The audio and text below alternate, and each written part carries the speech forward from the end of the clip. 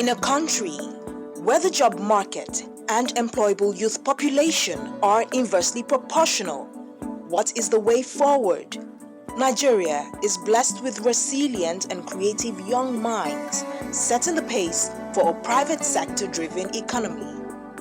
Nigeria is very fertile. Nigeria is a budding, growing, emerging market.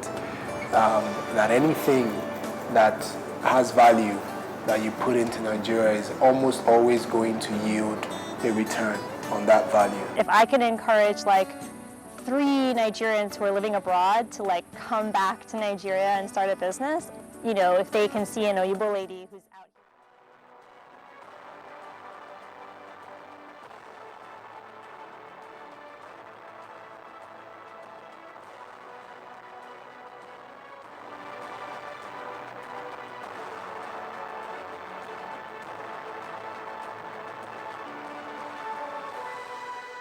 NTA International News. Former President Jonathan in crucial meeting on national issues. Federal government approves multilateral competent authority agreements towards enhancing Nigeria's economic fortunes. Federal Ministry of Agriculture engages key players on gross enhancement scheme. It's good to have you join us on the news at this hour. My name is Omini Oden. President Muhammadu Buhari has Wednesday held a meeting with former President Goodluck Jonathan on national issues. State House correspondent Adamu Sambo reports that the former president, who arrived at the presidential villa at about 2 o'clock in the afternoon, went straight to the president's office for the meeting held behind closed doors. Details of their discussion were not made public, but Dr. Goodluck Jonathan described his meeting with President Buhari as normal and regular.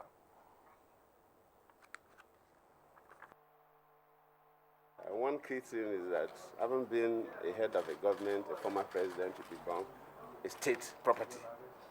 That is the privilege you have. But every privilege has its own corresponding responsibilities. And when you become a state property, most of your international engagements that has to do with public addresses and some international assignments, normally you brief the sitting president. Even when I was there, the former president used to do that. So most cases I've been coming, but most cases we used to meet in the night. That's why you don't see me. And so I come to brief Mr. President about some of my engagements, immediate past, and of course the future. Of course, you are aware that I'll be leading the AU election monitoring team in Zambia. And normally you would properly brief the president. So I came to brief the president about some of these external engagements. The former president also spoke on efforts made to resolve the Niger Delta crisis in the overall interest of the country. You see that not just about me, but all the traditional rulers, elders, and opinion leaders of the Ijaw ethnic nationalities who have been in touch to see that peace reigns in the country. Because, of course, those of you here followed my thought when I was here. The emphasis is that we need a united Nigeria. And I always emphasize that Nigeria is great. It's not because of oil. So many countries produce more oil than Nigeria, but nobody noticed that. We are great because of our size, the human resources we have, the diversity we have. So if we balkanize the country into small components, we'll all be forgotten by the world. So that has been my focal position. Without peace, you can never have a development anywhere in the world. So we are all working collectively to see that these issues are resolved. Former President Goodluck Jonathan there in a chat with State House correspondent in Abuja. The federal government has approved the implementation of what it calls the Multilateral Competent Authority Agreement in a deliberate move towards enhancing the nation's economic well-being. This was the outcome of the Federal Executive Council meeting, which also gave approval for the development of a greenfield port facility at Badagry, Lagos State. State House correspondent Adamu Sambo has the details. Presided over by President Muhammadu Buhari, the Federal Executive Council meeting, also attended by Vice President Yemi Osinbajo, deliberated extensively on the nation's economic predicament as a result of the dwindling oil revenue. The meeting described as unacceptable the attitude of some foreign companies to move their profits to some other countries in which they operate that have favorable tax laws. Records show that through such practices, Nigeria and other developing countries have lost over $1 trillion in terms of revenue, much more than what they gained as grants from multilateral agencies. This therefore informed the approval for the implementation of the Multilateral Competent Authority Agreement inconsistent with the government's macroeconomic policy. And what it does is to allow government to see really how much taxable revenues it has access to, especially from companies and all of that, beaming the ray of transparency and accountability on revenues that are due, that should come into the public space and be used for national development. This is a law that provides that if a company like MTN, for instance, is operating in Nigeria, not only must he file returns on his activities in Nigeria, he must also file returns on his activities in every other country where he's doing business, so that you can see from there whether there's any attempt to hide figures or not. And I think apart from shoring up our finances, at the same time, I think it's part of the fight against corruption, and it also enhances transparency. The Federal Executive Council also approved the development of the Badagry Greenfield Port Facility through the private sector. So if we don't build this port, really, we risk becoming uncompetitive, and we risk a threat to our maritime hub status, in the sense that we may become a transshipment port instead of a port of original destination. So that's the business and economic basis for the development of this port. It will take 5 years to construct, and that in this period when we are looking for foreign exchange, it's going to bring a total of $2.558 billion into the system.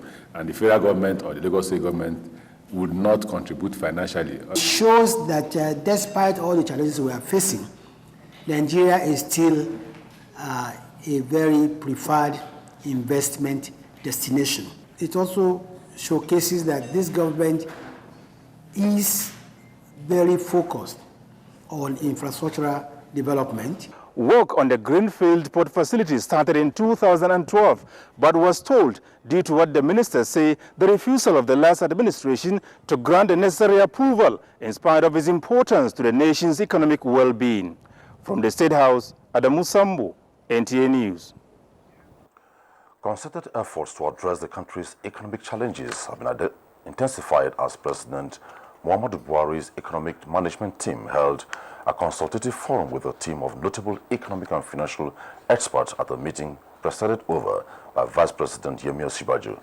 At the Pali, strategies and suggestions on how best to reflate the economy, bring it out of recession, and promptly restore growth topped the agenda, with the Vice President expressing the President's determination to continuously consider and adopt policies that will boost business, increase employment, and provide succor to the poor and disadvantaged.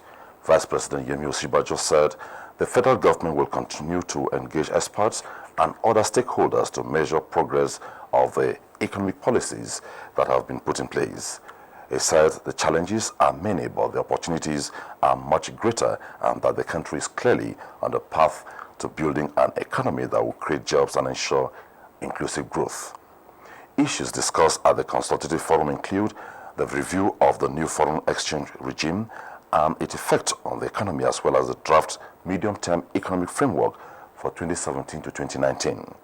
The economic management team made a plethora of suggestions on how to reflate the economy, especially through massive infrastructural spending.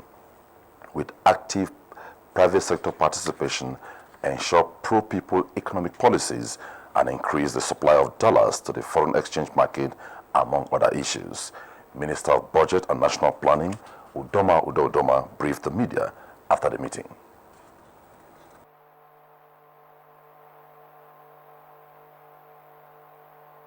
So it's part of a comprehensive consultation process that we are embarking on to make sure that we reach out to a wide spectrum of Nigerians to get a feedback in terms of how best, to make sure that we come out of this recession, that we get the best possible MTF. The Fiscal Responsibility Act requires us to do so. On Thursday, the Economic Management Team meets weekly and also holds special consultations with the private sector and economic experts from time to time. Still on the economy, Justin Bemunyi is our guide on news from the business world. Hello and welcome. Pleased to have you join us on Business News. My name is Justin Bemunyi. In the face of the present economic challenges and increasing unemployment rate in the country, the need for non-governmental organizations to support government's effort has been stressed to inspire empowerment programs that will unleash the talents of youths, build their confidence and enhance the skills they need for a successful career. We all know that the unemployment problem in Nigeria is very high. And one of the things you would see a lot of employers complain about is that even for the few jobs that are available, they find it difficult to get young people that can fit into those jobs because they don't have the required experience and the required set skills. So the Next Economy program would be working to try and bridge that gap. As the National Economic Team continues talks on ways of mitigating the current economic recession, analysts suggest tariff and non-tariff measures should be used to encourage local production. There should be full implementation of the automobile policy in this regard to encourage local production of vehicles, while the export expansion grant should be reinstated with the leakages plugged. And from the international market, oil edged higher to $42 a barrel on Wednesday after hitting its lowest since April the previous day, supported by an industry report showing a fall in U.S. inventories and weaker dollar. But prices could struggle to make much headway, which analysts said sentiment remained bearish. And that's it on Business News. Thanks for watching, and do stay tuned for the rest of the news. Guests on Good Morning Nigeria are advocating a legislative framework that will provide efficient timelines for the entire budget process. This, they say, will require the establishment of a National Assembly Research Institute. Abdulmalik Adio monitors the program. As parties to the budget padding dispute continues to trade accusations, the dilemma has thrown up renewed discussions on the need to reform the appropriation process. Good Morning Nigeria took up discussions on the matter, and opinions were varied. Guests on the program agreed on the crucial need for reform to instill efficiency and transparency in the process. We do not respect the provisions of the Fiscal Responsibility Act. Neither do we respect the spirit of the Constitution. Let us begin to implement our laws, but first and foremost, we need some kind of ethical integrity in our institutions. We need attitudinal reorientation amongst us as a people. A good job budget has to be timely, has to be realistic. You have to have the goal congruence of participants, and we must operate it with a high degree of efficiency. They, however, observed that the budget process have yet to be fully aligned with the development goals and called for a visit of the process. Any provision that is inserted or padded which does not conform to what the executive wants, they will make sure in one way or the other is frustrated. But in terms of good governance, you need that collaboration. They also challenged the legislator to come up with a bill that would create a roadmap for timely passage and implementation of annual budgets and close structural and procedural gaps that questions transparency in the process. In Abuja, Abdulmalik Adio, NTA News. Speaker House of Representatives Yakubu Dogara says the National Assembly will streamline the powers of ministries, departments and agencies of government to impose or increase taxes, duties and tariffs to ensure that political and socio-economic considerations are brought to bear in making regulations. This was at a hearing on a bill to abrogate legislative powers extended to the executive arm of government.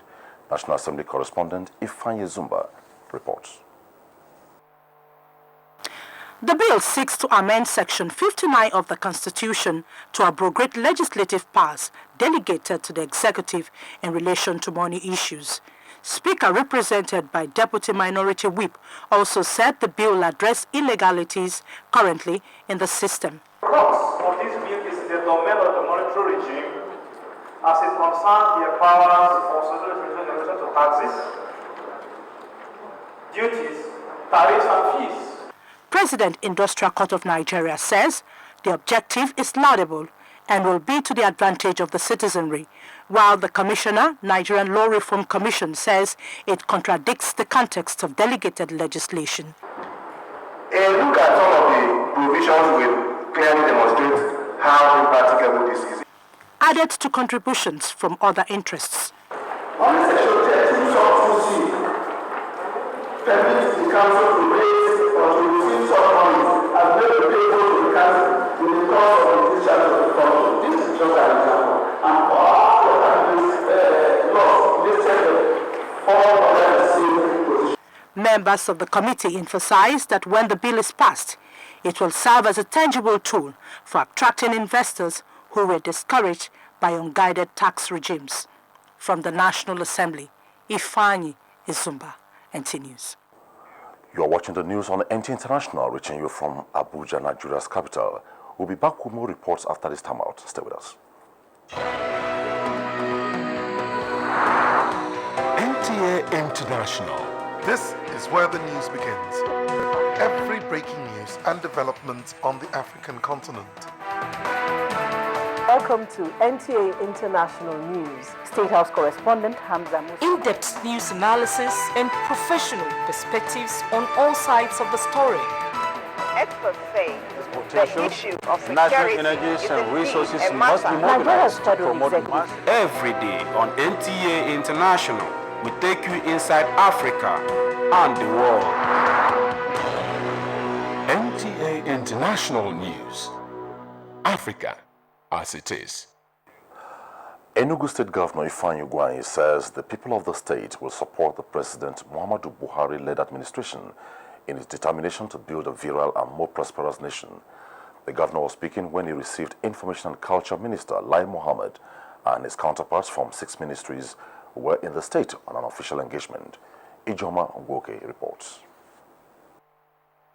Governor Ugwuanyi, while expressing gratitude over the choice of Enugu State for the Southeast edition of the Town Hall meeting, pointed out that Enugu State, as a meeting point of the Southeast, has over the years played a pivotal role for the Igbo race.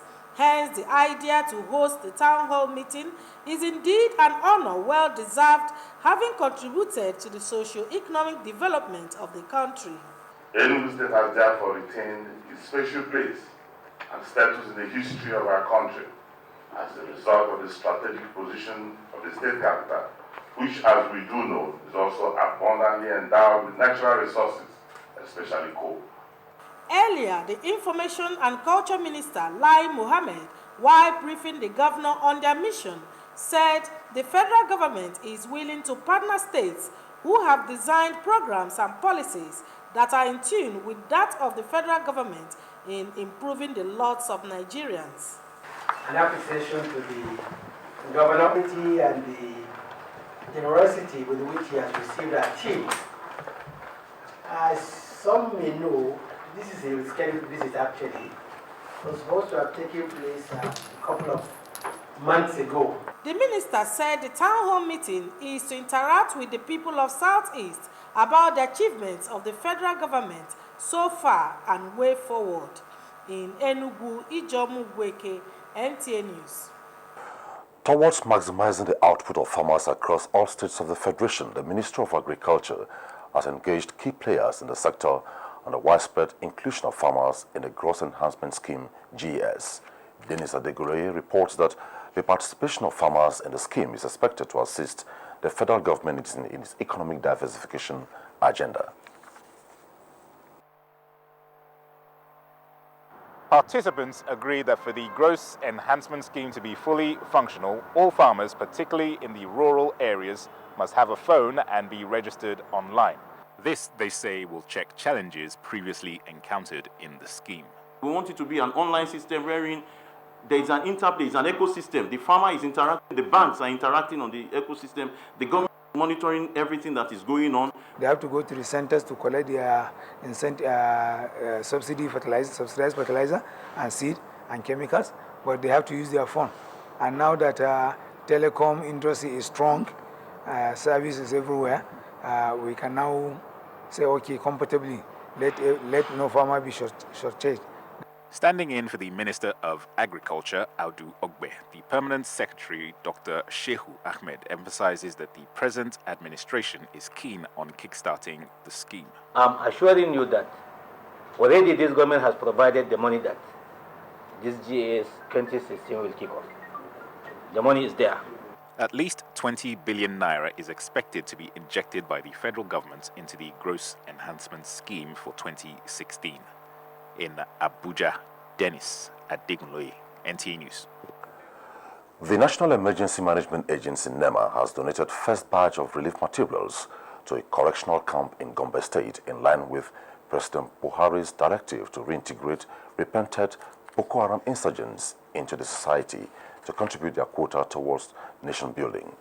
Olajide Bello reports that the items were received by the Operation Safe Corridor Committee.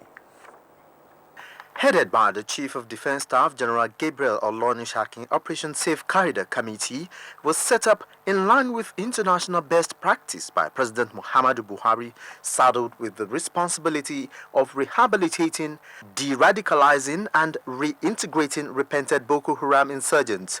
Receiving the items, Chairman of the committee, Chief of Defense Staff General Gabriel Olonishakin, represented says about 800 repented insurgents are expected in the first phase. And another important phase of the ongoing operations is the humanitarian operations. The success of this Operation Safe Corridor will be a catalyst to quicken the peace process in the Northeast. Director General National Emergency Management Agency, Sani Sidi, while commending the President and the armed forces for restoring peace in the Northeast, reiterated NEMA's commitment to the success of the program. Earlier, the committee was received by Governor Ibrahim Dankwambu, who also reiterated Gombe State government's commitment towards the success of Operation Safe Corridor. From Gombe State, Olajide Bello, NTA News. Uchenwizu is our guide with stories making the headlines around the globe. South Sudan's President Salva Kiir has sacked ministers loyal to his former vice president and rival Riek Machar. Forces loyal to the two leaders were involved in renewed fighting in June, and after agreeing on a ceasefire, Machar went into hiding and was replaced by Taban Deng. In Burundi, government has rejected a UN Security Council's decision to deploy UN police force to the country in an effort to end more than a year political violence. Over 400 people have died in the unrest since April 2015. Reports from Zimbabwe say China has signed a $46 million deal to construct Zimbabwe's parliament, which is now too small to accommodate the lawmakers. Zimbabwe is also following up on China's earlier pledge to invest in the southern African state, which has been hit by economic and financial crisis. Away from Africa, Secretary General of the Council of Europe, Torbjörn Jagland, visiting Turkey after last month's attempted coup, has urged Turkey to adopt judicial safeguards as it seeks to apprehend those linked to the failed coup. Uchenwizu, NTA News. And back in the country, a night of diplomatic tribute has been organized in honor of the late former Minister of Foreign Affairs, Ambassador Joe Maduekwe, who died last June. The occasion was organized by the Federal Minister of Foreign Affairs in Abuja to honor the late icon. Ilyasu Ali Yakubu was there and now reports.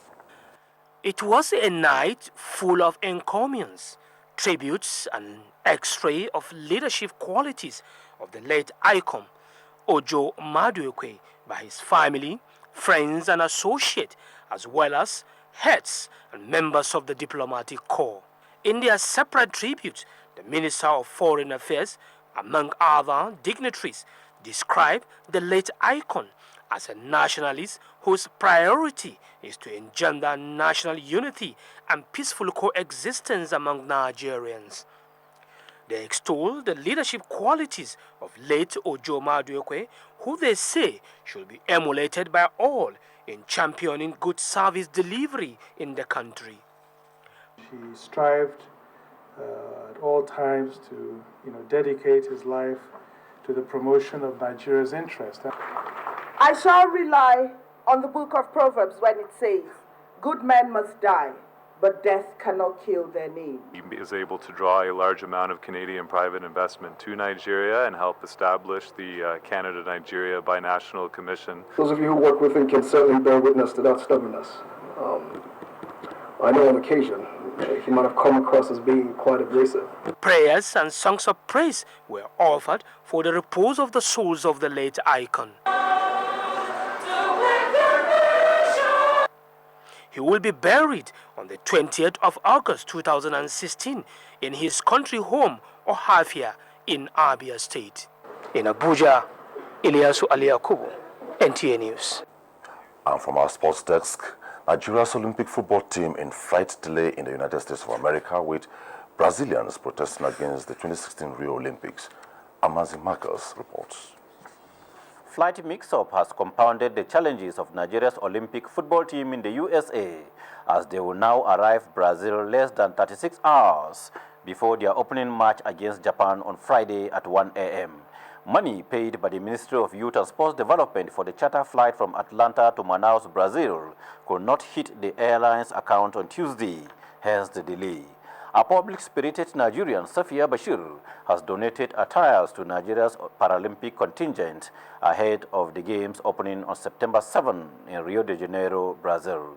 She said the donation of 50 pairs of traditional wares is a way of encouraging the physically challenged athletes to win medals for Nigeria.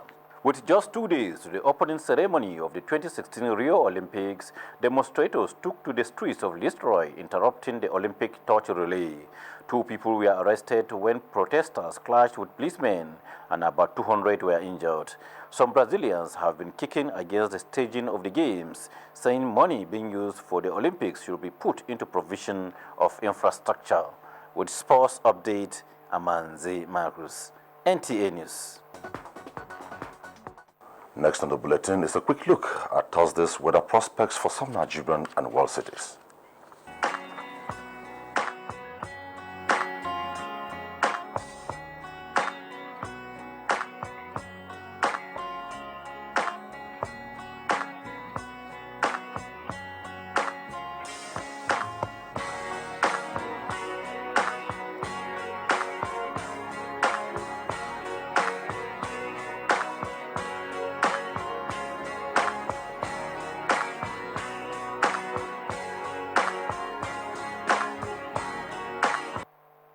The news. Thanks for watching. Omino Dan is my name.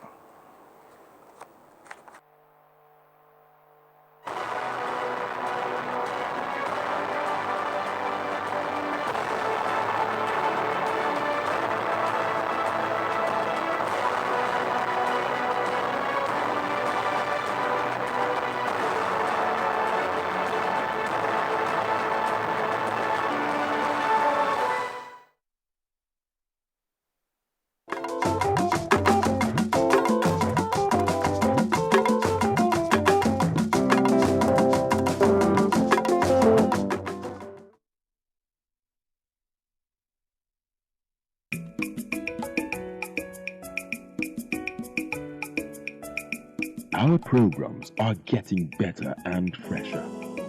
And it's because we are thinking about you.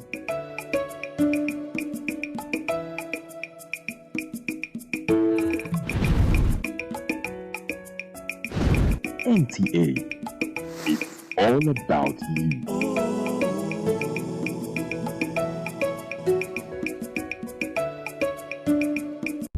Information is power. Everyone wants power. So feel powerful with the NTA News mobile app, the one-stop information center. Real news at your fingertip.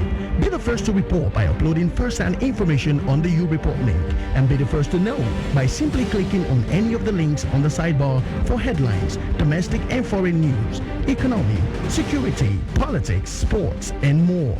Stream live on your smartphone and tablets and stay connected.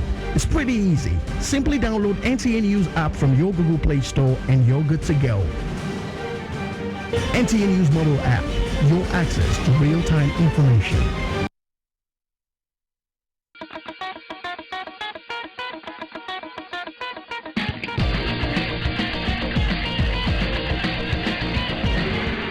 The finals of the Men and Women African Cup of Nations. It's always frenetic.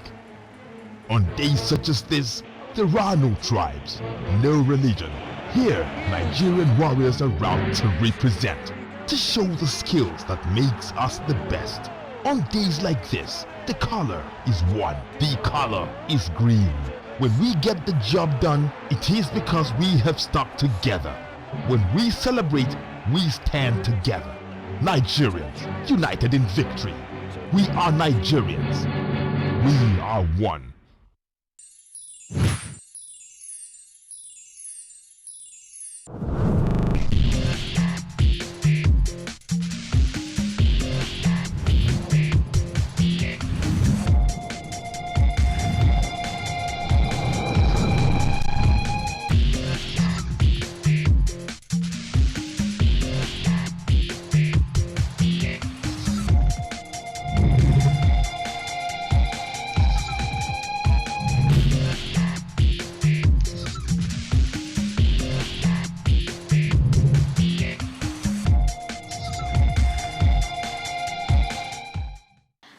Welcome to your favorite program, Entertainment Gist, where you get to know more about your favorite celebrities, what they are up to, what we should be expecting from them, and of course, what they have just done recently. I am Cynthia Bayoga, and I'm here to take you on a journey through the world of entertainment.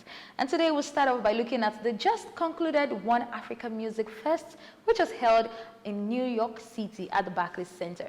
Of course, our very own Banky W was the host, and we saw a whole lot of African artists lighting up the stage. We had the likes of Diamond Platnumz, Timaya, Tiwa Savage, Davido, and amazingly we saw Wizkid perform the One Dance song.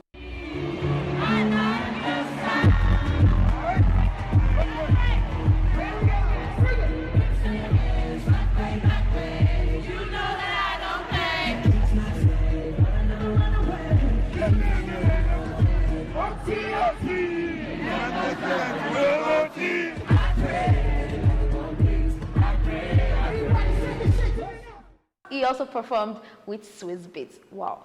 I just have to say our African artists are making us really, really proud. On African artists, we're looking at R. Kelly. Yes, he's African American. And he's still making us